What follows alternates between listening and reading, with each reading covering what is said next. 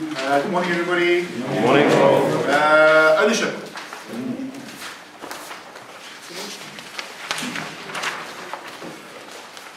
I think a majority of these thinking errors are, I think most of us have been stuck with. It also depends on the level of the addiction, the level of the dysfunction that we get into. But I think most of us here have struggled with ownership. The thing about ownership thinking error is that we did pray. Ownership thinking area is that it's progressive, just like addiction. Just as much as the addiction starts off fun and nice, and then it's not so nice, and then it's not so nice, and then it's just terrible, but you just keep doing it because that's what you do. Right?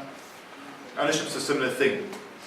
The reason I say this is because with the ownership thinking area, it progresses from taking things from family to taking things from friends, and then taking things from complete strangers, and from there to housebreaking, I'm sure. So maybe gone there to housebreaking, drive into a complex and take someone's trailer. I see some people laughing, it's very good, eh? It's trailers, how dare you do it? Okay, ownership. He doesn't really recognize that there's such a thing as theft. It becomes so much a part of you. But specifically when it's close family members, specifically when it's family, specifically when it's a brother or a sister or a girlfriend, there's no issue. You do it easily. For example, if your mother for some reason decides to give you a bank card and you decide to draw all the money and use it, and then you tell her you've taken it, but it's not a big thing for you. You don't freak out, you're not apologetic, you're not, it's normal for you. So that's why I think it comes down to, especially people in addiction, it comes down to, it doesn't really look like theft to us. It's normal for us, we're unrepentant, we're not sorry about it. It's only over time when you're in a place like this, or over time you start realizing the things we used to do to our family members, the things we used to take from our family members. I have someone quite close to me that a while back, they removed, I think, 120,000 rands worth of jewelry out of the house. The sad thing is that the person who they took it from didn't even notice it was gone. Because they're sickly, they're not feeling well. So they expected all their stuff to be neatly packed, and when I was there in December, I found this information, I let this person know, and I said, please check. And they came the next morning and said to me that it's all gone. It's back. And then they said, no, but this is still there. I said, no, check. Came back to me and showed me the next day, got all the next day, I said, that's also gone. And the person that took it is oblivious to it. He's unrepentant, he's not sorry, he's just trying to make excuses, he starts blaming a friend of his that took it. So this is how far you can go when you're in addiction. I know that on an alcohol level, it's not as the same, depending on how far you're on the alcohol, when you start taking things. But the more on the drug side, you tend to go down that road. But anyway, if he's looking at it, wants it, it is his, including human beings. It's a big thing, man. We do have a big issue, especially when we're in relationships. We tend to think we own each other. And we do. We really think we own each other. And I know this because the girlfriend or the wife or the husband or the boyfriend cannot even look or do anything else. And there's a big issue. I think we've all been in dysfunctional relationships. The majority of us have been in dysfunctional relationships. Think about where it's at. You can't go anywhere without each other. It's seen as rejection if they want to go to visit their moms or their dads. You have a big issue. And that's the ownership issue. You think that the person actually belongs to you. And that's not the truth. Far from the truth. He doesn't recognize that other people own things. He considers himself a decent person with the right to have anything that suits him. Wow. We say, but we didn't think like it. We knew we're stealing. Okay, if we knew we were stealing, why did we do that? And instead, it's not what you think or what your intent is, it's what your behavior is. What is your behavior? If your behavior is that you're just taking things and this is what you're thinking. Because people do what they do because they believe what they believe. So even though you weren't thinking, okay, it belongs to me, you taking it says it belongs to you. You're not being repentant says it belongs to you. Now, that's a big thing while we're here. We need to understand it's not what our intent is. It's not what we thought of. Not what we didn't mean it. We didn't mean it for it to go like it. We didn't mean to take it. What did you do? Look at your actions. If you can look at your actions, you can change your life. If you refuse to look at your actions, you never change your life. You've got to look at what you're capable of. The reason I won't do certain things is because I know what I'm capable of if I go down that road. I know what I'm capable of. But there's some of us sitting here that think we're above it. They think we're over it. Some of us sitting here that have gone through it over and over again. We finally come to a place where we realize that if we don't stop doing certain things, we'll do the same thing over and over again. We need to look at our actions. Yes, all of us are nice people. We have the ability to be nice people. Am I right? Every one of us have the ability to be nice people. But we're not here for being nice. We're here to change the things that are not nice. So we need to be honest with ourselves. He says he deserves to have it. He sees people as pawns or checkers waiting to be dealt with as he wishes. Sounds heavy, eh? Only of you like that. Will any of you like that? Eh? There's one of you that would like that. Thank you for your honesty. The rest of you just flip in the clear. You treated people the way they should be treated. Am I right? Never mistreated people. Never took things from people. Eh? Never thought you owned the person you were with. Never. None of you. Eh? Only Greg. Greg, on camera. Greg, well done. Oh, there we go. There's two. Which I'll say your name on camera. Tracy, well done. The rest of you, we'll chat. We'll go to the live thing. Oh, there we go. There's more. Wow. Wow. Okay. Well done, guys. If you're too shy to put your hands up, just nod. Give the nod. No? Just give the... Me, yes. I do that at the methodical church. The methodical church isn't very interactive. Like, yeah, when I say amen, you mostly say amen, or if I ask a question, you guys, some of you interact, some of you don't interact at all, like it's just happened now. But I just say to them, obviously I can speak quite quickly, and sometimes what do I say? I speak Ralph. So I've got some close friends of mine that understand Ralph, which is nice. I have some people that understand Ralph. There's one of them coming out now. He sits down and understands Ralph. So what I say to the guys in the methodical church, especially a lot of them are elderly. Okay, so you can imagine. You guys are younger and you go like, what did you say? So what I do, I give them full permission to say to me, you're speaking too quickly. So you've got the elders in the church. Not elderly, but the elders. People that are the elders in there. So I give them permission. So it's the same thing here. So if you see yourself here and you know that you have an ownership issue, just nod if you're too shy to say the truth. But I tell you, those that put their hands up will be free quicker than the ones that pretend nothing's wrong. He sees people as pawns or checkers waiting to be dealt with as he wishes. He justifies to himself taking something from someone by saying that they don't need it as much as he does. They don't deserve it. They don't care if he has it, etc. How many of us have books lying at our houses that don't belong to us? And I must be gospel victim. I know I'm going to return one of them tomorrow. I've had it for a long time.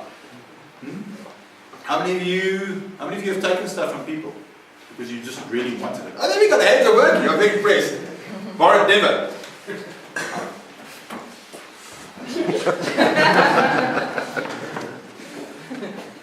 That's good. I'm glad. Who else has never? Yes, I'm impressed.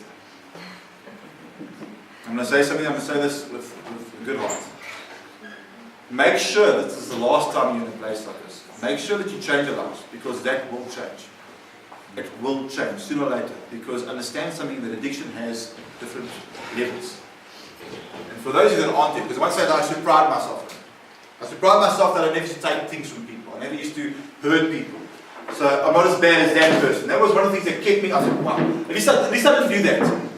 So it's not impossible for people to sit there, they haven't gone that far. But if you don't do something about it now, the things that you're proud of for not doing, or not doing certain things, you're going to do it. Because everything over time that I thought I was happy that I didn't do, I've now done. The very thing that I was proud of myself, like at least I didn't steal, at least I didn't take things from people, like you guys, a few that put your hands up. If you don't change your ways, if you continue down this way, you will start taking things and doing things you never thought you would do. You should start destroying your integrity. You start destroying who you are. And the very things that make you feel that you're a better person or a good person, the enemy starts taking away from you. The last phase of addiction is devastation. That you start destroying jobs, you start destroying relationships, you start destroying those things. Those of you that are sitting here right now and that haven't gone that far with the ownership issue, you're borderline going into devastation. You must be just before devastation. So things started happening, your family started complaining, they're not happy with your behavior, and then there's some pressure on you to change your ways. That's where you're at, right? Now that's the phase just before. It's called obsession. It means you're playing around more. You're more obsessed with this way of doing things. You'd rather be drunk or high than be, and it starts getting worse and worse and worse. And when it starts taking over your life, it becomes devastation. When it becomes devastation, because you're not functioning anymore, you will start taking things from other people because you don't have any other means to do it. So to get your pills, to get your alcohol, you'll start taking devastation.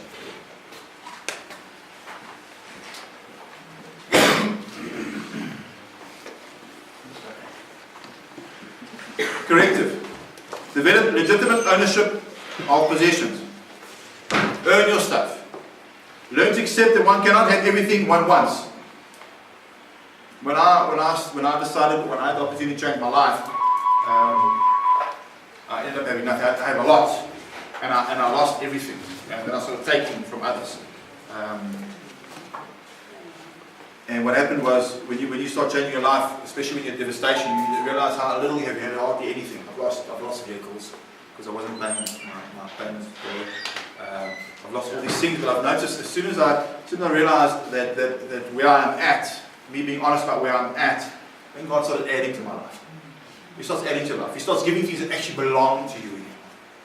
It's a process. Just so much as a process to get yourself in the situation, it's a process to get yourself out of the situation.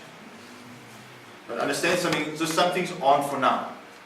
Some of you want to have everything now. Want to have the jobs now. Want to be out of here now. You want all these things now. Understand, for you to get back to that you want, you have to take the steps. And take an inventory of your life. Not just an inventory of your emotional state, inventory that we do here at the place, but also take an inventory of where you're at, what you have and what you don't have. What belongs to you, what doesn't belong to you. Many of us don't have much that belongs to us. Many of us. There are some of us that still have things when we leave here. We have things still in place. You have jobs, you have things to do, etc., etc. But take inventory of it, that belongs to you. And make sure you look after that thing. Make sure you look after that thing with everything that you are. That God add to you. Learn to accept that one cannot have everything one wants. I think that also comes down to relationships. I mean, if you look at people in addiction, full-blown addiction, I know of a person that, I don't know how he does it, but he always ends up with the guy's girlfriends.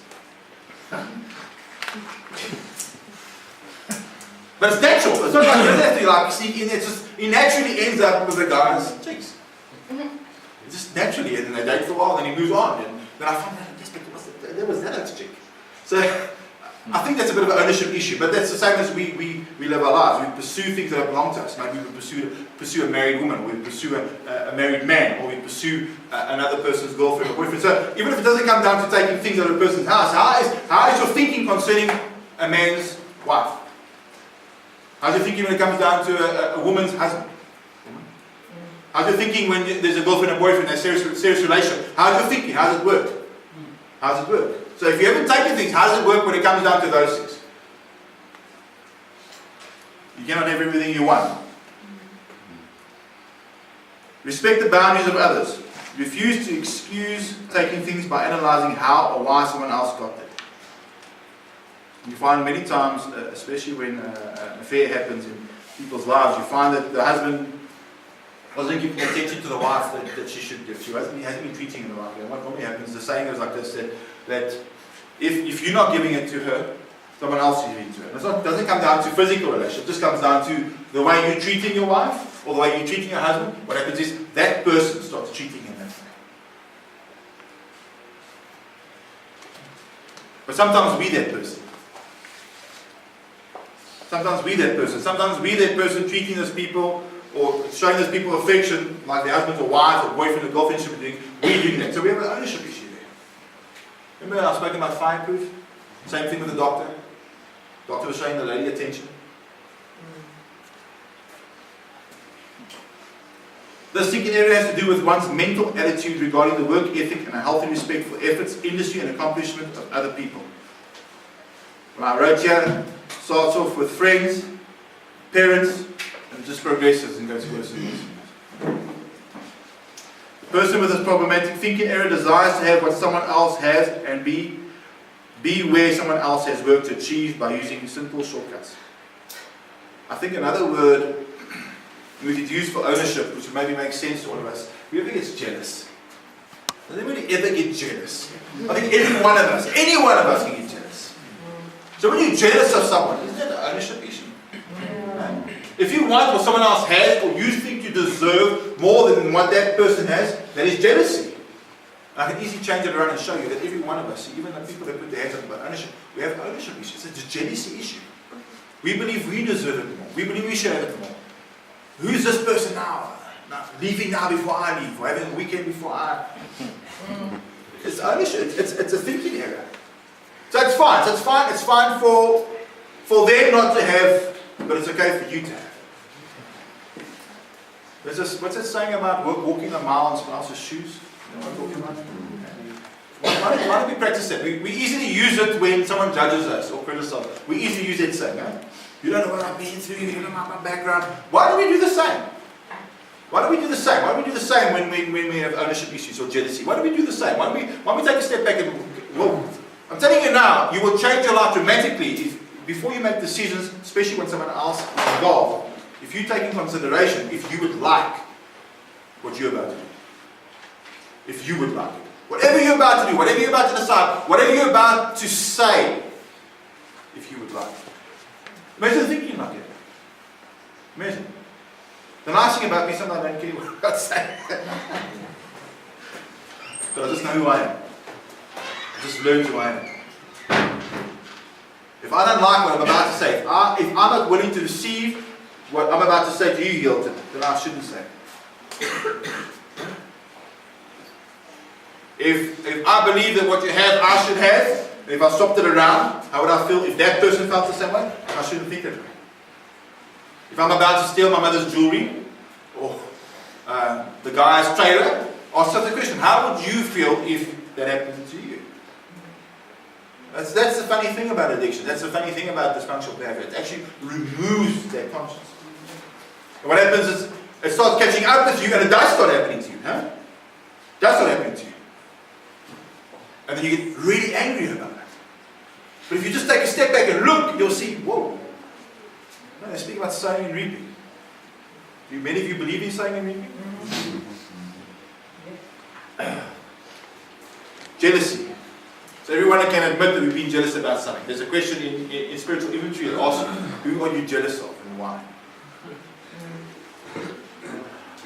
The person with this problematic thinking error desires to have what someone else has and be where someone else has worked to achieve by using a sinful shortcut. By taking it. By pushing their way through. By lying. By manipulating. What is that saying? A new broom sweeps clean. I think it's quite intelligent with the guys with companies. That's why you get a 3 month window where you go to prove yourself. Generally 3 months. The bigger companies, the bigger corporate companies are 6 months. Because they know after 3 months your mask falls. But the problem is, if you handle for 3 months, the mask falls, you get a permanent contract, then have issues within the 4th month. Yeah. Same as why can you not go home on your weekend? How long is it normally? 3 months. So what happens after 3 months? The mask comes off. Not the addict. Not the person that uses the dysfunctional behavior will kick in. After 3 months, your dysfunctional behavior will kick in. And sometimes the dysfunctional behavior doesn't have to be you burning down Jericho. It could just be a particular attitude, a particular way of thinking. Because understand that it has a particular way of thinking, a particular attitude to take you to the addiction. And that is what we need to deal with. Oh no, I'll never use again. That's fantastic, but that's not what we need to deal with. We don't need to deal with that fruit. We don't have to deal with picking the fruit. No? We don't have to deal with it. We're going to deal with what's causing the fruit. And what generally happens, the thing that causes the fruit will normally come out at the time. There's many guys that come in and you say to them, how are you doing? I've got a unicorn. I'm becoming a unicorn. I'm stop with that. I'm thinking, I know it's there, so I'm not touching it all the time. That's what I was saying now, but it's involved in my unicorn. Remind me what I was saying, please? So there's a lot of guys that come here. Oh yes, thank you very much. Thank you very much. Someone's listening. And they come here and you speak to them and they're like, yes, we're into it, we're going to make this happen. Well, sometimes it's ever for honor, we're going to change our lives, and they're pumped, you know? They're like amped. Yes, this is, I like it, yeah. It's a pessimistic way, I'm just being honest. So I'll speak to you again in a few weeks. Because every one of us will go through it. Every one of us will come to a place where everything's just like, even if the counselors can get there, right? If the monitors get there, if the volunteers can get there, but it's life, isn't it? Isn't it life? We think it's only for Jericho, only for being real. Think about how many times you've been in a business dealing, or you've been in a relationship, or you've been working for someone. How many times you've gone to a place where you think, oh, it's not for me. And when we come to a place like Jericho, we think it's not normal. Of course it's not. How many of us have lost our jobs because of it? How many of us have lost relationships because of it? Because we enter, we start, we think everything's fine. And after a period of time, the 3 months, the 4 months comes, and guess what? You start caving in. And that's exactly what you need to deal with. You need to come to that cycle. You've got to break that cycle. You've got to break that way of thinking. And many of us fail there because we think because we don't feel like a hit, we don't feel like a drink, that now we're passing it, and just because we're upset with how things are run, or the amount of time I need to be here, you think you've now overcome. But you don't realize that is the same thinking you've been using that puts you in the position you're in. A lot of us don't realize it. And even myself and anybody else who's been doing this for a few years now, it comes at every one of us. The difference between us that have been doing it longer and you guys that have been doing it shorter is just that we have just got a bit further. But we still go through the same thing and we see it for what it is. There's that scripture in the Bible, Peter, once I was blind, but now I see in the amazing grace. Think about what he's talking about. The reason we're in the position we are in today is because we're not seeing certain things. And what happens if you stand still and you listen, you analyze yourself, and then guess what starts happening? Your eyes start opening up. And what normally happens is your eyes open up, because your eyes are opening up and the way you feel don't match up, you feel that you must move on. But guess what? If you're allowing the way you feel to cause you to move on, guess what this still is? It's still there. It's still the dysfunctional behavior. And all that your enemy is trying to do is trying to put you in a position to move you back to where you were. And that I can promise you and I can guarantee you now, if you go back to what you were doing before you came in, those of you that weren't happy with the way you were behaving before you came in, you will get worse. I'm not saying that to diss you, I'm not saying that to be nasty, I'm saying from experience, not only for myself, but also saying from experience from what I've seen other people do. You will get worse.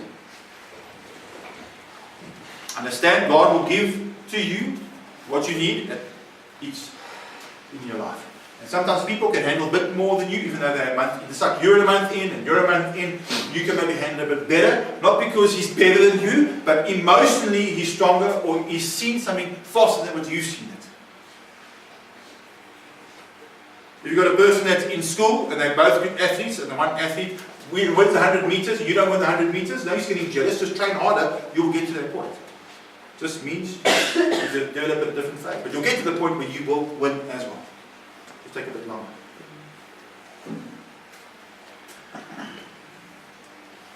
I like this here. What's mine is mine, and what's yours is mine. It's funny that, eh? We willingly take things from other people, willingly get jealous, but as soon as someone does it to us, we're upset. How dare they? Now you've got these little powwows in the morning. There's powwows. You get this powwows. When the club scene or the thing's coming to an end, and you end up, or it ends up at some random stranger's house. We've done that, eh? What normally happens in this place, especially when you're in a place of devastation, you take stuff from them. Take stuff from them. You need to hustle. What happens when they end up at your house? I remember. I don't want to give you too much detail because it's dynamic, but I remember there's a place called Tequila Rock. I used to know the manager, and we were obviously doing our thing. And when I got home, I had other friends there. But the friends that were at the house, I wanted to be more than I wanted to be with me and this guy with Jordan. But when I got to the house, people were there, I wanted to be more with them than with him. You understand?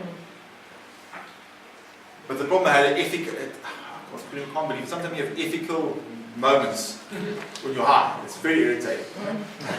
Or you actually perceive something, you actually realize, okay, well, if I don't spend time with these people and I leave him in my house, stuff's going to go down. So, I took him home. When I came back, all those friends were gone that I wanted to be with. That was very irritating. So upsets me today. Damn, if only, you know? That is one reason industries want what someone else has developed through hard work and research. Just easy. The easy way. We don't want the easy way, man. We don't want the easy way. If we want to be stronger, we want to rise above our situation, we don't want an easy way out. Easy way out. We want to work for it. We want to work for it. It is difficult, it is hard. But trust me, the process will cause character in your life. And what do we lack? Most of us, if not all of us, lack character. You don't need to be wiser, you don't need to be cleverer, you don't need to be sharper, you don't need another business proposition, you don't need to study more. That can be all added to you as you progress, but every one of us sitting here need character, myself included. If I want to be everything God's called me to be, God needs to develop character in your life. Joseph was a talented young man. Had dreams. He was so talented that he was everywhere where he was put into prison, he was in charge. But in this process, character was being developed. Character was being developed to handle what he needed to handle. He had big things to handle. So let me ask you, if you're taking longer to get where you need to get, maybe it means the thing you need to handle is maybe bigger than the others. Maybe. Maybe it means the giant you need to face, the situation is larger. And what happens, we get jealous or we get upset and we don't want to go through the process. And there's something special for you. I'm going to throw this guy, if any of you are going through a tough time right now, most of you maybe going through a tough time emotionally, maybe mentally, let me tell you something now, and I can guarantee you, if you are, it means the breakthrough around the corner. If you're going through a tough time, mentally or emotionally, it means something new is about to happen, a new season is about to happen. Something new is about to happen. You're going to get to a place where you're going to overcome something that's been pressing you down. And the sad thing for me, when I see people go through a tough time, when they're not handling the environment, they're not handling what they're going through, is that they kick against it and they walk away from it. The thing is, you're going to come back there again, and again, and again, until you realize, go through it and watch what's on the other side. Many of us have not gone through it and seen what's on the other side. We've grown up, we've got fatter and rounder and bolder, and time keeps going on, we get older, and if you're honest with yourself, many of us haven't looked what's on the other side. Many of us haven't looked what's on the other side. When you come to a centre and you've got help before, and when that same thing happens to you again, because you're so used to habit, you resist, you leave, you walk away, you don't go through it. I'd rather go through it now when I've got a bit of strength than when I'm older and older and older and older. The things that I've had to go through in the last few years, I could have gone through when I was a teenager. I could have gone through when I was in my 20s. I could have. But I refused because it looked different. The enemy is very clever. The enemy is very, very clever. He dresses it up differently. It makes it look different. It makes it look like more sense. It makes it look better. You can justify why you do it. What's one of the blocks to recovery? Justification. And it's a block to recover no matter how you see it or how you think about it. It's got a dress on. It's got grams on it. It's got a bottle of Jack Daniels in it. We go, okay, this is fine because it looks different. It's not the same thing. We were back at the ranch. Remember, what does he do? He deceives. He deceives us. When we take things from people and we're jealous of people, the enemy deceives you into thinking a certain way. And what we have to do is change our thinking back to the way it should be, the way God intended for it to be. And it takes pressure, and it takes time, and it takes heat, and it takes being uncomfortable. Beautiful saying. What's that beautiful saying? It says God's not interested in your comfort, He's interested in your character. What we are looking at with the sinking in is a problem with personal integrity. Personal integrity. When you're alone, what do you get up to? Are you the same person you are when you're in front of a leader than you are with your friends? Are you the same person you are with your friends when you are alone? Are you the same person when you're speaking than when you're thinking? Are you?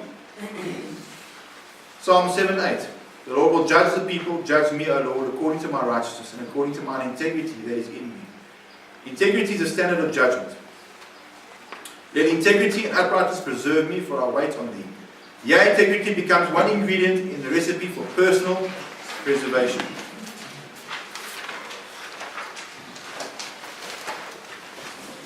Psalm 26:1 says, Judge me, O God, for I have walked in mine integrity, I have trusted also in the Lord. Therefore, I shall not slide.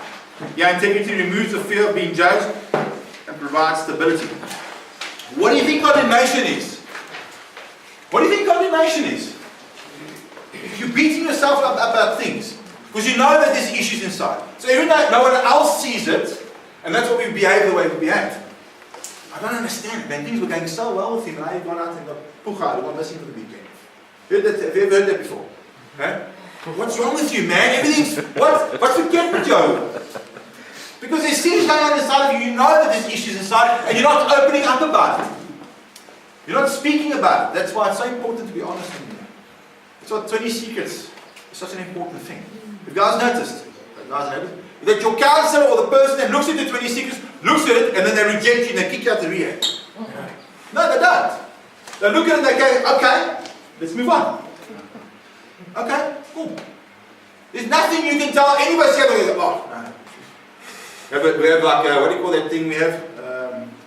Case conference. We go, okay, Warren. No, don't understand, it's fifth secret. Those clues. Because that's the thing that gets to us. And if it's a secret, if it's a secret, it means you've got an issue with personal integrity. If it's a secret, if you've got to hide it away, and many of you are like, I don't have 20 secrets. Okay, we all got stuff we don't brag about. We all got stuff you're not going to tell the neighbor. Maybe your friend knows about it, or your girlfriend, ex-girlfriend knows about that thing that you think is not a secret because you think no one must know about it. That's stuff you're not going to talk about. The stuff that you're ashamed of.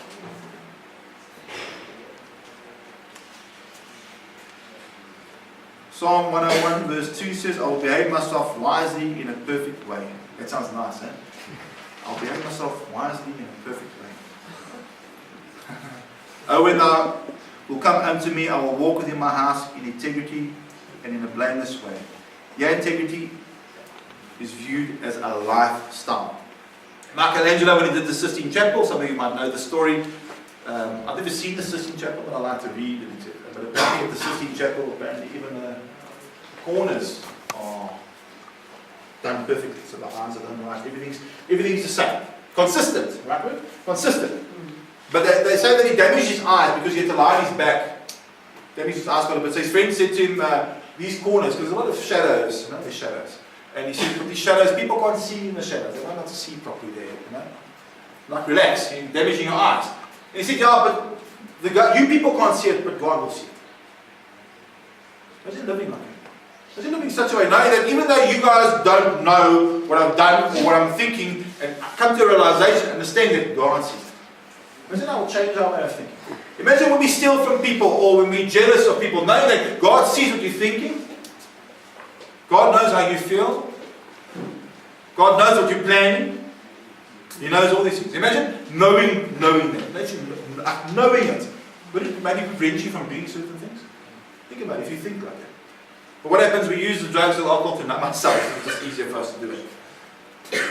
The integrity of the upright shall guide them, but the perseverance of the transgressor shall destroy him. Perverseness. Perseverance of the wow. Perverseness. Better is the poor who walketh in integrity than he that is perverse in his lips and is a fool. Again, integrity is identified as a lifestyle.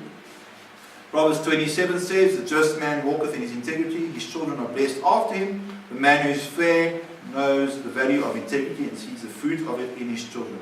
Here is another one of those generational benefits of integrity. Cheating. Ever cheated before? Think about it. Ever cheated in any way? Stealing. Dishonesty. Fraud. All flow from the sinking area that is rooted in the absence of integrity. I was away last weekend with Lawrence and Jenna, and went to this, I call this a condensed version of CR, very nice, very informative. And there was a lady who did a testimony, but you can see she was very well-to-do lady, and she had an issue with gambling.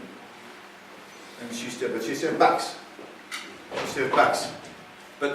And it used to work out. The business would go well, and she would gamble. Business would go well, go gamble. And then it started interfering in relationships, and then things started going wrong, and then more things started going wrong, and more. And so finally, she says that something happened, and she went and took money that didn't belong to her. And it didn't work out the way she thought it would work out. So then she owed all this money. And that's when she realized. So what I'm trying to show you is the progression. I've progressed. Understand something now. The thing is, if you're functioning as an alcoholic, or you're functioning as an addict, or functioning in whatever is taboo, or you don't brag about, if you're functioning in it, there will come a time when life will hit you. Life will knock you. Something will happen. Something will go wrong. Someone might not treat you right. Maybe your girlfriend leaves you, or your boyfriend leaves you, or you get divorced, or someone dies in your family, or something goes wrong. And what happens is, because that's what you know, you neglect it. And then something else will happen again, because life happens. Okay? Sometimes life isn't fair. You'll go back to it again, and go back to it again. And that is why addiction is progressive. That is why dysfunctional behavior will get worse and worse and worse. Even if it takes 15 years. You get people that have been functioning for 20 years, alcohol. The day will come. You get people that are super successful drinking. Super successful. But then the alcohol starts to come in because things happen in a row. And now they're drinking more and more and more and more and more, where they don't function the way they should. But because they put so many things in place, they continue. That's why it's very difficult for a really, really wealthy person to get out. Because they've just got money all the time. Because one of the last phases of addiction is devastation. Or the last phase is devastation. If you've got tons of money in the bank, it's not going to affect you until that money starts running out. If you've got a successful business, it'll be very awkward unless your family members intervene and say, you need rehab. So it's a lot harder to be in that phase of addiction. Fulfilling a need once it feels like it. And there are, giving you a relationship, or will be taken. Another thing about ownership is that when you're in dysfunctional behavior, you're more concerned about things. That's the big thing that I notice about being things. Things are the things that matter to you. Things.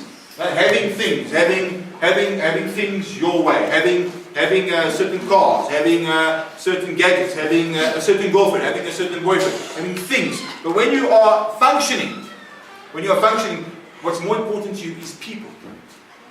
It's people. People become more. The relationship with your mom or your dad is more important than from you taking from them. The relationship with your friend, even though you're into his girlfriend, is more important.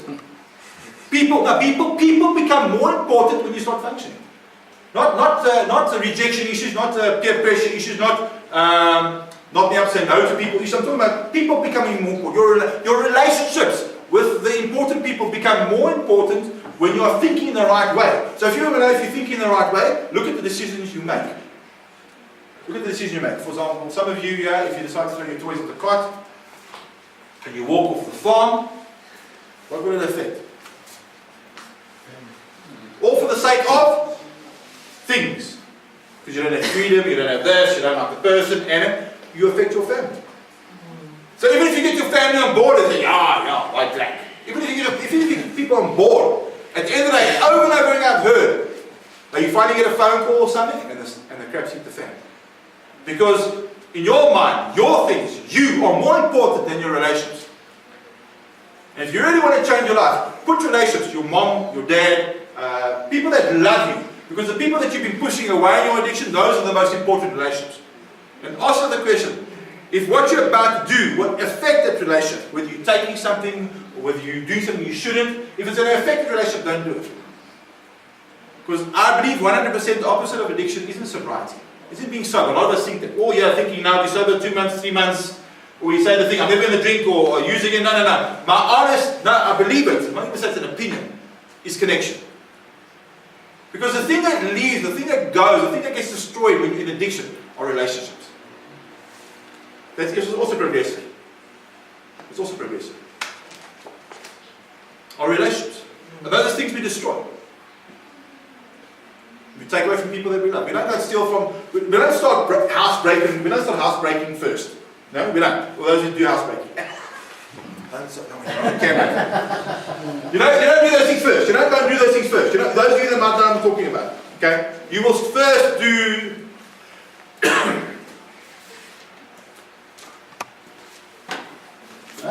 That's where it stops. Gets away with it, and then.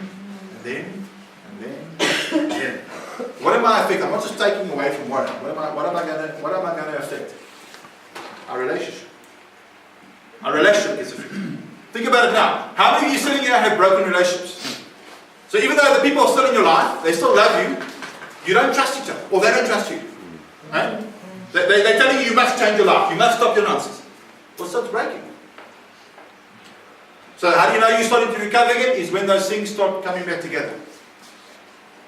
And it takes an effort from our side because we are highly sensitive people, man. We're super sensitive. People that are successful, you want us back? People that are successful don't allow things to get to them like we allow things to get to them. People that are doing well in their lives, people that marriages are still functioning, people that still have their moms and dads and they can go to their house and their moms and dads have to lock everything away. Those people, see what happens is they must be tempted in a similar way than you, but they chose differently. They chose that relationship was more important. That relationship is more important than what I thought I needed, or what I thought should actually belong to me. Think about it. Some of you might be here that had very good friends at one stage. Close guy friends or close girlfriends, and you don't have it anymore because you chose a thing, or an item, or a girlfriend, or more important than the relationship with that person. You're not talking. See, that's addiction. That's dysfunctional behavior. You will sacrifice relationships, good, not any relationship. You will sacrifice good relationships for what you want. For what you want. You will sacrifice it. You will destroy it. And that's not the way life actually works, guys. Not the way life works. So, whatever you need to do for the sake of your recovery, whatever you need to do for the sake of your relationships, your good relationships, important relationships, the relationships that you've destroyed, please go that mile. Do it. Do it. If you guys are really sorry for what you've done, really sorry for what you've done, then go that extra mile to form the trust again. Many of us are just willing to do the bare minimum. And many of us here still manipulate our loved ones and our family. Now we want it done. Then I can tell you now, then you've not changed. I don't care if you've been sober for 2 months, 3 months, and you tell me that you're never going to do anything ever again. If you are sacrificing, or you say this is what's going to work, and you're sacrificing your relationship, then you haven't changed. Then you haven't changed. You must know what you're capable of and adapt. Okay. Father God, I want to thank you for truth. I want to thank you that we're not just hearers of the word, but we are doers of the word. I think what we hear, and the principles we hear, we can apply in our lives. I thank you, Lord, that you've given us the grace and the ability to go through what we need to go through. Thank you, Lord, that we don't have to be jealous of anybody or anything, Lord. We don't have to take, because you have everything we need. And you know what's good for us. In Jesus' name. Amen. Amen.